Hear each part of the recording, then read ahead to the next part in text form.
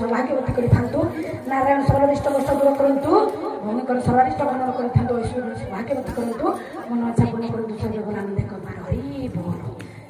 ତେଣୁ ଝିଅ ପ୍ରତି ମା ଗୁଡ଼ିକ ନିଷ୍ଠୁର ହବ। ଯାହା ହେଲେ କୋଣ ଅନୁକୋଣର କାନ୍ଦିରେ ବାନ୍ଧିକି ଝିଅ ପାଇଁ ରଖିଥିବ ମା ନାଇଁ ନାଇଁ।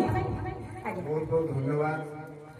ମୁଁ ଗାୟିକା ମହାଶୟଙ୍କୁ ଅନୁରୋଧ କରିଥିଲି, ଅନୁରୋଧ ରଖିଲେ ଏବଂ ବହୁ ପରିଶ୍ରମ କଲେ। ବହୁ ପରିଶ୍ରମ ଫଳ ନିଶ୍ଚିତ ସେ ପାଇବେ। ଏଇ ତାଣ୍ଡବରେ ମୁକ୍ତ ହୋଇ ମୋର ସାନ ବୋହୂ ସ୍ୱର୍ଣ୍ଣଲତା ପହି 1 ସପ୍ତାହ ଭାରତୀୟ ମୁଦ୍ରା ପ୍ରଦାନ କରିଛନ୍ତି। ମୁଁ ଆଶା କରୁଛି এই ক্ষুদ্র পুরস্কারটিକୁ ସାଦରେ ଗ୍ରହଣ କରିବି। ଜୟ ମା ମଙ୍ଗଳା।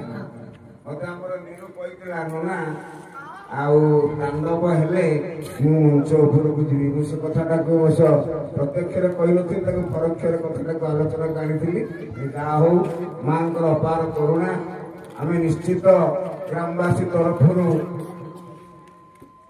ସାଧୁବାଦ ଜଣେଇବୁ ଗାୟିକା ମହାଶୟଙ୍କୁ।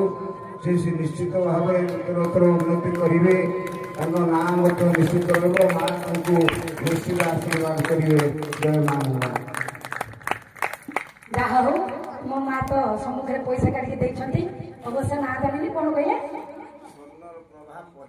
ଯାଉ ସ୍ୱର୍ଣ୍ଣପ୍ରଭା ମାଙ୍କର, ଆଜ୍ଞା ସ୍ୱର୍ଣ୍ଣପ୍ରଭା ମାଙ୍କର ନାରାୟଣ ସର୍ବାରିଷ୍ଟ ଖଣ୍ଡନ କରନ୍ତୁ।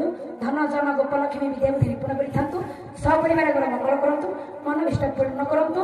ସମସ୍ତଙ୍କୁ ଆଜ୍ଞା ଛତ୍ର ଛାୟାରେ ଭଗବାନ ରଖିଥାନ୍ତୁ। ସର୍ବେ ବୋଲାନ୍ତି ହରି ବୋଲ ହରି ବୋଲ।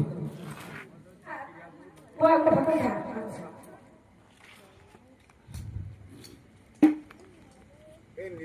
ହରିବୋଲ ପକାନ୍ତୁ। ଧନ୍ୟବାଦ, ବହୁତ ବହୁତ ଧନ୍ୟବାଦ।